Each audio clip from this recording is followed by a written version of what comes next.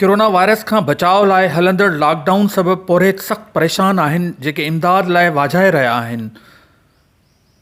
मीरपुर माथिलो शहर जी rangers colony जे रहवासियुनि औरतुनि मर्दनि हथ में गाह खणी अनोखो एहतजाज कंदे सिंध हुकूमत खां मुतालबो कयो आहे त संदन वाहुर कई वञे।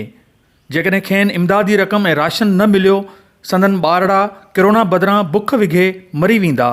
मीरपुर माथिलो जे ॻोठनि में रहंदड़ पोरेतनि जा मंज़र ॾिसी दिलि झुरी पवे थो।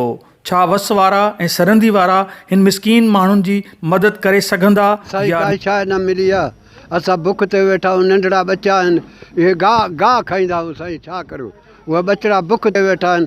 असांखे 15वां ॾींहुं आहे, अॼु असांखे अंदरि वाड़े छॾियो अथनि।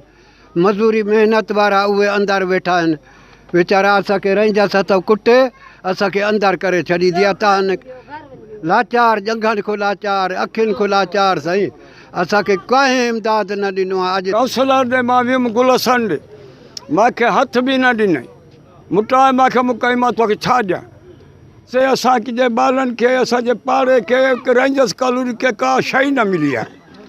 ख़ुदा करण असांजी मदद थी वञे। ॿार ई रड़ंदा, मुंहिंजी कॉलोनी में हिकिड़ो कटो अटे जो न मिलियो। असां छा कयूं। न असांजे जॉन होटल ते कमु कंदा आहिनि, उहे ई मजबूर थी वेही रहिया आहिनि। पुलिस कुटींदी आहे, रेंजर्स कुटींदी आहे, को सिनर असांजो ॿुधो ई न आहे। दान असांखे अॼु तक ताईं कोई रुपयो न ॾिनो अथनि, न को राशन पाणी ॾिनो अथनि। नंढड़ा बच्चा आहिनि, असां उन्हनि खे खीर पिलायूं या उन्हनि खे मानी ॾियूं। असां मानी जे दर मजबूर थी रोड ते खड़ा आहियूं। नंढड़ा बच्चा आहिनि, असांखे चयो घुरनि था मानी, असां काॾूं ॾियूं। रोज़गार बंदि आहे, वारस थी वई आहे, कोई बि न निकिरे ॿाहिरि। जवाननि खे अंदरि बंदि कयो अथनि। असां ज़ईफ़ा वञूं था रोड ते, असांखे कुटे पुलिस डुकाए थी। रेंजर्स मानी बि न ॾे, न असांखे कुटे डुकाए थी। ॿार असां काॾो खाऊं, होटलनि ते मज़ूरी महिनत करण वारा उहे जॾहिं घर में वेठा आहिनि त असां बच्चनि खे खवायूं, असां पंहिंजे साह जी कयूं।